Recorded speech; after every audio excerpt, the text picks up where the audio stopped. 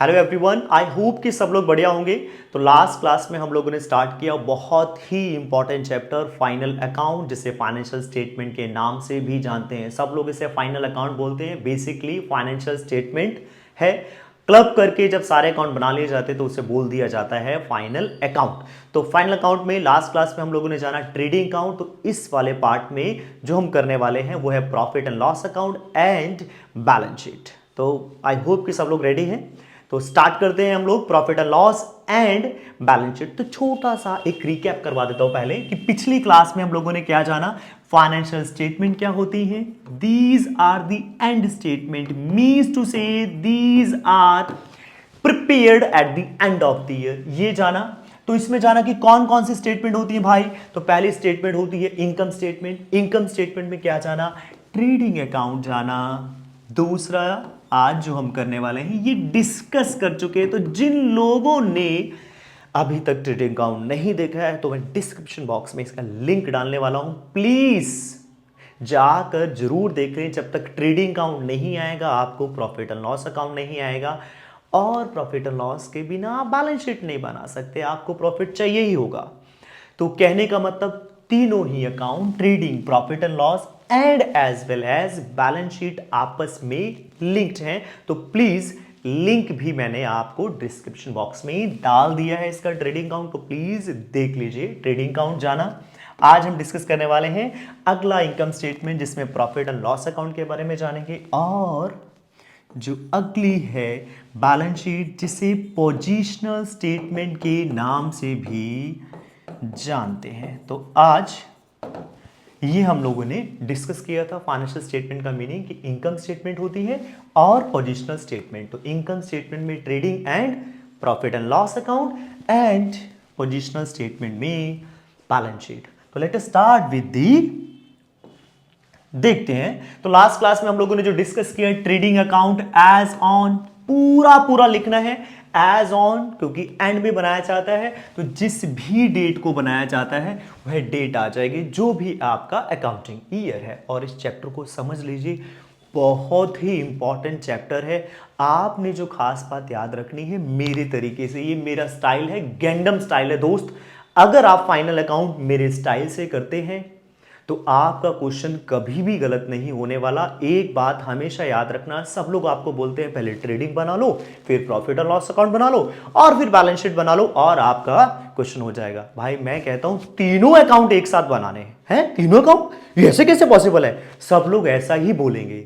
नहीं, आपने इसी तरीके से बनाने हैं। तीनों स्टेटमेंट के आपने खांचे तैयार कर लेने हैं, बॉक्सेस तैयार कर लेने हैं, मतलब इनके फॉर्मेट तैयार कर लेने हैं।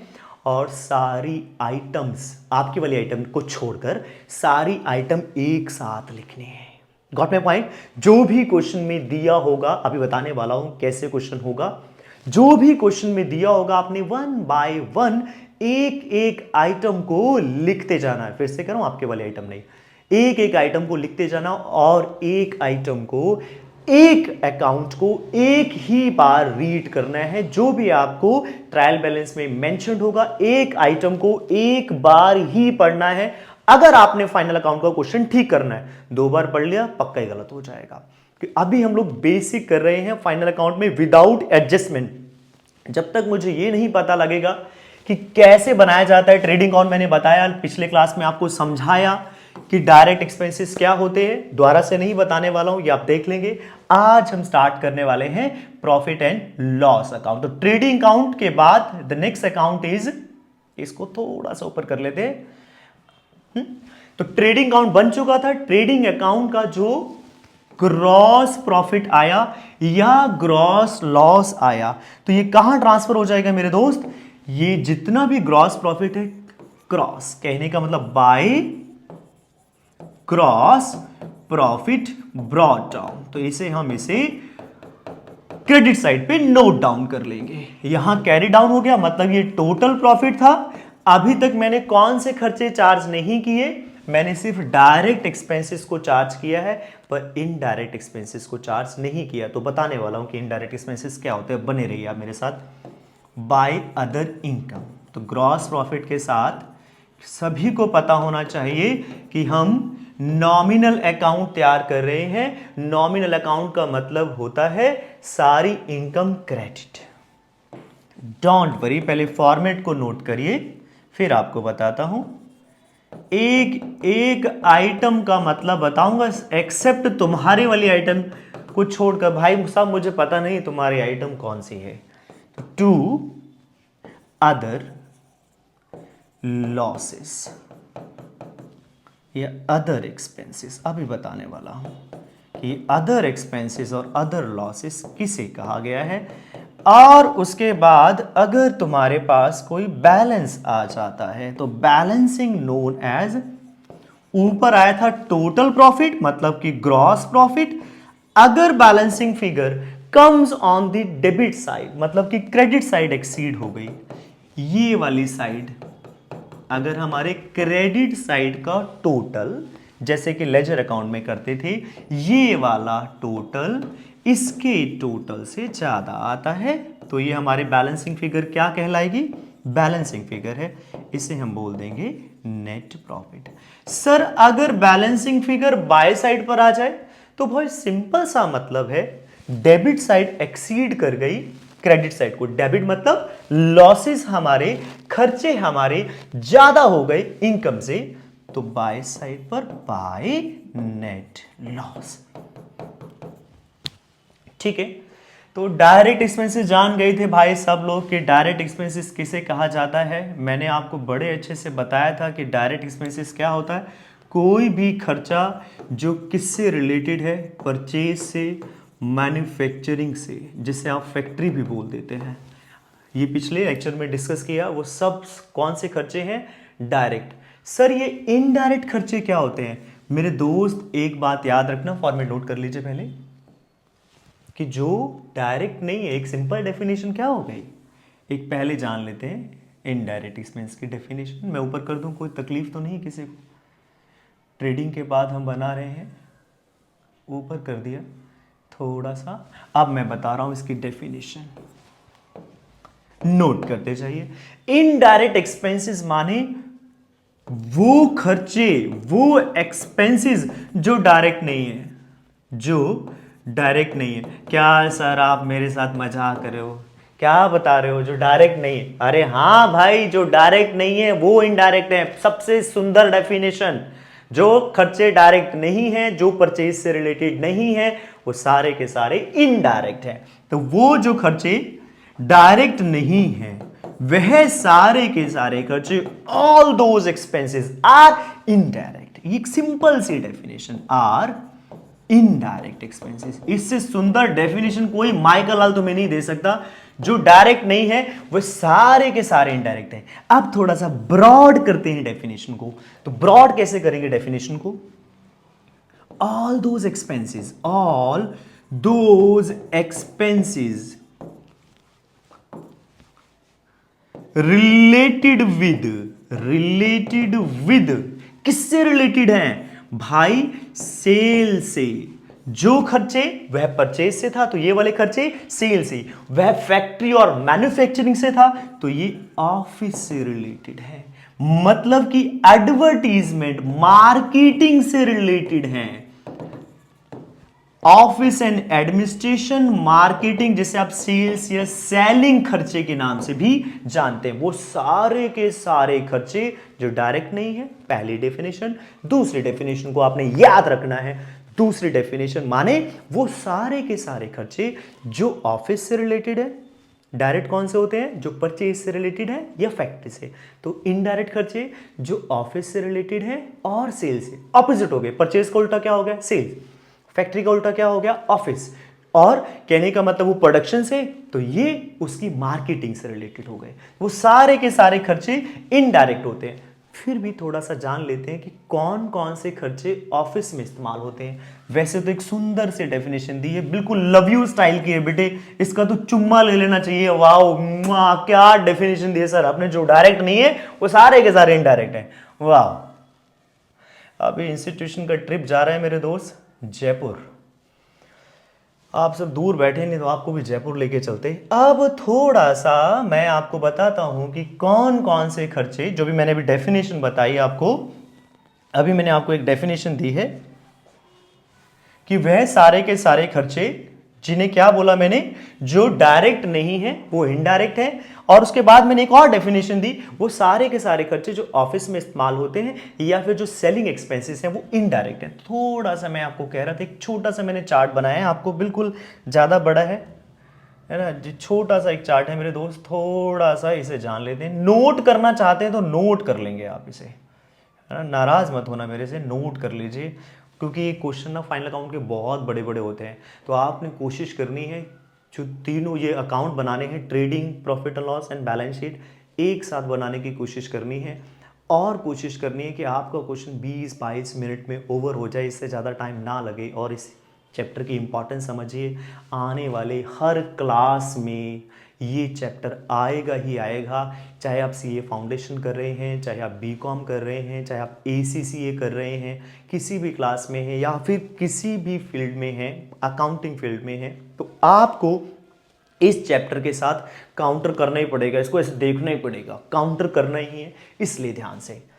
तो मैं जानता हूं, थोड़ी सी कुछ एग्जांपल जान लेते हैं, मैंने लिख दी है पहले से ही। नोट करना चाहते हैं तो नोट कर लेंगे, फोटो क्लिक करने से बेटर है, नोट कर लेंगे तो आपको याद रह जाते हैं मेरे जान, आपको सारे खर्चे याद रह जाएंगे। सर हमें जान क्यों बोल रहे हो? क्योंकि आप लोगों में मेरी जान बचती है मेरे दोस्त। तो ये सारे के सारे खर्चे, जैसे कि ऑफिस में कौन कौन सा खर्चा होगा, सैलरीज, वेजेस होते हैं फैक्ट्री में, वो डायरेक्ट हो गए। और ये क्या हो गए, सैलरीज दी जाती है ऑफिसर क्लास को। जब मैं वेज बोलता हूं तो मजदूरी के नाम पर आता है, मजदूरी दी जाती है फैक्ट्रीज में। तो कई बार वो सैलरीज एंड वेजेस गुमराह करेगा, गुमराह होने की जरूरत नहीं है, जितना मर्जी आपको गुमराह करे, वो बुलाती है पर जाने का नहीं मेरे दोस्त, गुमराह नहीं होना है। सैलरी एंड वेजेस लिखा है तो वो इनडायरेक्ट है। वेजेस अगर पहला वर्ड क्या लिखा है, पहला वर्ड लिखा है सैलरीज, अगर सैलरीज पहले लिखा है तो माने ये इनडायरेक्ट है। अगर पहले वेजेस लिख दिया तो फिर ये डायरेक्ट बन जाएगा, ये भी याद रखना है। Rent, rates, printing, stationery, postage, lighting, insurance, telephone, सब खर्चे हमारे, एक छोटी सी लिस्ट दे दी है, पर आपको डेफिनेशन मैंने इससे ज्यादा सुंदर दी है। Trade expense, audit fees, establishment expenses, general expenses, audit fees, legal expenses, telephone charges, insurance premium. कई बार आपको यहां गुमराह करता है, इंश्योरेंस प्रीमियम की जगह लाइफ इंश्योरेंस दे देता है, आपको इसकी जगह पे मेरे दोस्त क्या देता है, लाइफ इंश्योरेंस। याद रखना, लाइफ पर्सनल हो गया, अभी नोट भी बनवाऊंगा, लाइफ इज व्हाट, पर्सनल। तो पर्सनल नेचर के खर्चे नहीं आते, हम बिजनेस से रिलेटेड खर्चे लेते हैं। एक बात याद रखनी, सेलिंग से रिलेटेड, सर कैरिज आउटवर्ड याद है, कैरिज इनवर्ड कहां आया करता था, कैरिज इनवर्ड मतलब माल भाड़ा, सामान खरीदने पे, मैंने माल मंगवाया, माल मंगवाने पर कैरिज दिया। और कैरिज आउटवर्ड माल भेजा, सेल की, सेल करने पर मैंने खर्चा दिया, ठीक है। तो एडवर्टीजमेंट, हाई हैंडसम छुप छुप के लड़कियों वाली क्रीम, है ना पहलवान, तो एडवर्टीजमेंट है ना, जो अब मार्केटिंग एक्सपेंस हो गए ना, आते ना, मैडम आपका हार्पिक है हमारे पास, आपका टॉयलेट साफ कर दे, वही जो सेलिंग एजेंट आते हैं, सेलिंग कमीशन भी इसी में आ जाएगी। Advertisement, commission, brokerage, bad debt, loss हो गया, सेल की थी पर लॉस हो गया, जाना है सभी लोगों ने। एक्सपोर्ट ड्यूटी मतलब sales duty, stable expenses, delivery van expenses, ऐसे ही और भी कोई मिसलेनियस एक्सपेंस हो सकते हैं, डिस्काउंट अलाउड, रिपेयर, डेप्रिसिएशन, कोई भी खर्चा। सर ये खर्चे मिलते कहां हैं, सर ये खर्चे आपको ट्रायल बैलेंस दिया होगा। तो एक बात और आपको याद रखनी है, ब्यूटीफुल बात याद रखनी है, मनोज कुमार की एक ब्यूटीफुल बात, डॉक्टरेट मनोज श्रीवास्तव की एक ब्यूटीफुल बात आप याद रखेंगे मेरे दोस्त। 20 साल हो गए मुझे पढ़ाते हुए, छोटी छोटी बातें, क्योंकि आपकी आंखों में क्या घुसता है, तिनका घुसेगा, छोटा सा तिनका आपकी आंख में घुस सकता है, छोटा सा कंकड़ आपकी आंख में घुस सकता है, और वो इट इरिटेट लॉट, वो आपको इतना परेशान करेगा। पर कभी देखा है कि एक पहाड़ आपकी आंखों में घुस जाए? नहीं, पहाड़ को तो हम ऐसे देखते हैं, तो पहाड़ कभी आपकी आंखों में नहीं घुसता मेरे दोस्त, घुसता है तो छोटा सा तिनका, है ना, छोटा सा रेत का कण आंखों में चले जाए, इट इरिटेट लॉट, इतना परेशान करता है ना, वाह मैं तो मर गई, हाय मेरी आंखों में इतनी जलन हो रही है, मैं परेशान हो गया। Got my point. एक बात हमेशा याद रखिए, छोटी छोटी बातें आप नोट्स बनाते जाएंगे, आप छोटे छोटे नोट्स बनाते जाएंगे, आपको कोई भी प्रॉब्लम नहीं आने वाली। नोट्स जरूर बनाएं जब आप लिखते हैं, तो लिखते हैं मेरे दोस्त, और कोई मतलब नहीं है इस बात का। हाँ जी, तो मैं आपको बताने जा रहा था कि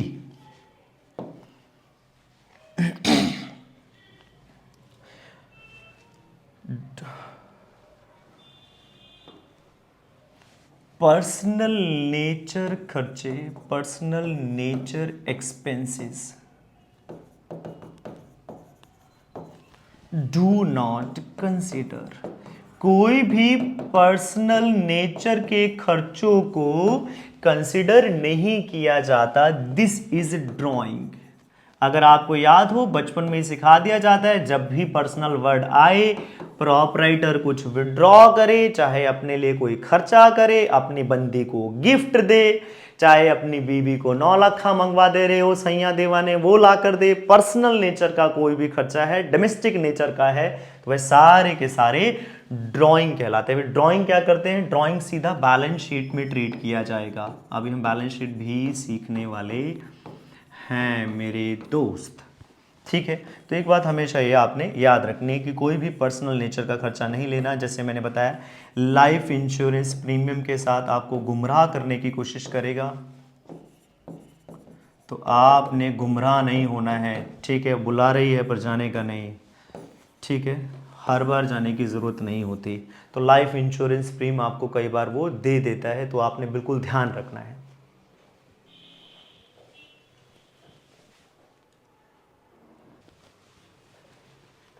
नाउ इसके बाद मूव करते हैं। लाइफ इंश्योरेंस के बाद मैं आपको बता रहा था कि आपको अगर ये बात छोटी सी समझ आ जाए ना मेरे दोस्त, कि ट्रायल बैलेंस के बारे में आपको जो क्वेश्चन में गिवन होगा, ट्रायल बैलेंस गिवन होगा, और ट्रायल बैलेंस सभी को बनाना आता है। सब मेरे लाल गोपाल हैं, सब मेरे पुत्र हैं, बढ़िया वाले। डेबिट क्रेडिट करके ऐसे दिया होता है। एक बात हमेशा आपको याद रखनी कि जो ट्रायल बैलेंस में डेबिट में आपको क्या मिलेगा, डेबिट में लव यू मेरे बेटे, डेबिट में आपको एसेट मिलेंगी या खर्चे। डेबिट में आपको क्या मिलता है? एसेट मिलती हैं। डेबिट साइड जब भी ट्रायल बैलेंस दिया होगा, डेबिट अमाउंट में जो लिखा होगा वो सारे के सारे या तो एसेट होंगे या खर्चे। खर्चे हम लोग जानते हैं डायरेक्ट होते हैं या इनडायरेक्ट, है ना। मैं न्यूमेरिकल भी कराऊंगा अगली क्लास में, लेक्चर बहुत लंबा हो जाएगा वरना। और क्रेडिट अमाउंट में क्या होता है? क्रेडिट अमाउंट में लायबिलिटी एंड इनकम। तो दिस अबाउट क्रेडिट। तो इनकम्स कहां जाती हैं? सारी की सारी इनकम्स एसेट बैलेंस शीट में जाएंगे, लायबिलिटी भी बैलेंस शीट में जाएगा, अभी बनाने वाले हैं। खर्चे सारे पता लग गए, डायरेक्ट होंगे तो ट्रेडिंग अकाउंट में, इनडायरेक्ट होंगे, डायरेक्ट होंगे तो ट्रेडिंग में, और इनडायरेक्ट होंगे तो प्रॉफिट और लॉस में, ठीक है। और इनकम सारी की सारी क्रेडिट में। डेबिट वाली आइटम हमेशा डेबिट में जाती है, क्रेडिट वाली आइटम हमेशा क्रेडिट में जाती है। एक छोटी सी बात और याद रख लेंगे, छोटी छोटी बातें। तो क्रेडिट में सारा क्या आएगा? इनकम। सर इनकम हमें कैसे पता लगेगा? अभी बताया, सारी की सारी इनकम, सारी की सारी इनकम क्रेडिट होती है। तो rent received, commission received, discount received, etcetera etcetera etcetera, सब ये कहां जाएगा? हमारे पास क्रेडिट में जाएगा। और हम लोगों ने बना लिया था प्रॉफिट एंड लॉस। अब बात करते हैं कि जो प्रॉफिट एंड लॉस की बैलेंसिंग फिगर आई, क्या आई थी हमारे पास? सर नेट प्रॉफिट आया था हमारे पास। क्या आया था दोस्त? नेट प्रॉफिट आया था। बना तो लिया था, कहां जाएगा? Net profit. नेट प्रॉफिट जाएगा बैलेंस शीट में। नेट लॉस कहां जाएगा? बैलेंस शीट में। तो जो भी मैंने नेट प्रॉफिट कैलकुलेट किया या नेट लॉस कैलकुलेट किया, ये कहां जाएगा? बैलेंस शीट में। तो आगे जानते हैं बैलेंस शीट। बैलेंस शीट क्या है? तो balance sheet is the statement of liabilities and asset. Liabilities and asset की स्टेटमेंट है। This is not an account, ये अकाउंट नहीं है। तो लायबिलिटीज में क्या क्या आ जाएगा? बस वैसे जानकारी के लिए लिख दिया, वैसे तो सब जानते हैं। Bank overdraft, bills payable, sundry creditor, outstanding expenses, unearned income, long term loan. सबसे इंपॉर्टेंट है आपको कैपिटल, कैपिटल दिया है। नेट प्रॉफिट कहां से आया, अभी जाना। नेट प्रॉफिट हम लोगों ने प्रॉफिट एंड लॉस अकाउंट से कैलकुलेट कर लिया। तो जो भी मेरे पास नेट प्रॉफिट आया उसमें से लेस क्या कर दिया, drawing. Income tax is also the drawing, personal in nature, इसलिए माइनस करते हैं, तो ये भी माइनस कर दिया। और लाइफ इंश्योरेंस प्रीमियम, तो जितनी भी ड्रॉइंग थी कैपिटल में नेट प्रॉफिट ऐड कर दिया, और जितनी भी ड्रॉइंग्स दी हुई हैं सारी माइनस कर ली। तो आउटर कॉलम में आपने फाइनल अमाउंट लिखनी है, आउटर कॉलम में आपने फाइनल अमाउंट लिखनी है। कैपिटल में ध्यान रखना, कैपिटल में नेट प्रॉफिट ऐड होगा। एक बात नहीं बताई हुई है, net profit profit and loss से आया, हो सकता है प्रॉफिट एंड लॉस से लॉस भी आ जाए, तो नेट प्रॉफिट ऐड होगा। तो अगर नेट लॉस है, अगर नेट लॉस दिया है, अगर प्रॉफिट एंड लॉस में क्या आ जाए, प्रॉफिट एंड लॉस में नेट लॉस आ जाए, नेट लॉस आ जाए, तो इसे माइनस कर देंगे, है ना, इतनी सी बात है, इसे माइनस कर देंगे। प्रॉफिट को ऐड कर दिया कैपिटल में, लॉस होगा तो माइनस हो जाएगा। और एसेट सभी जानते हैं, cash, bank, bills receivable, closing stock, है ना, क्लोजिंग स्टॉक याद रखना ट्रेडिंग में भी आता है, ट्रेडिंग में भी आता है, क्योंकि ये ट्रायल बैलेंस के बाहर होता है। बाद में जानेंगे क्यों इसके दो इंपैक्ट लेते हैं। प्रीपेड एक्सपेंस, एक्रूड इनकम, और भी motor vehicle, land and building, है ना, पेटेंट, जो थोड़ा सा मैंने आपको फॉर्मेट दिया है एज इट इज को याद कर लेना है। एक खास बात, दोनों साइड मैच करनी चाहिए, बड़ी बेवफा है। अच्छा सिला दिया तूने मेरे प्यार का, मैंने ट्रेडिंग भी बना लिया, प्रॉफिट एंड लॉस भी बना लिया, जालिम हुआ क्या, लास्ट में जाके बैलेंस शीट नहीं मैच की। कई बार ऐसा हो जाता है, तो आपने घबराना नहीं है, मैच होके रहेगी। अगली क्लास में मैं आपको कुछ क्वेश्चंस भी कराऊंगा, पर उससे पहले छोटा सा एक रीकैप बता रहा हूँ।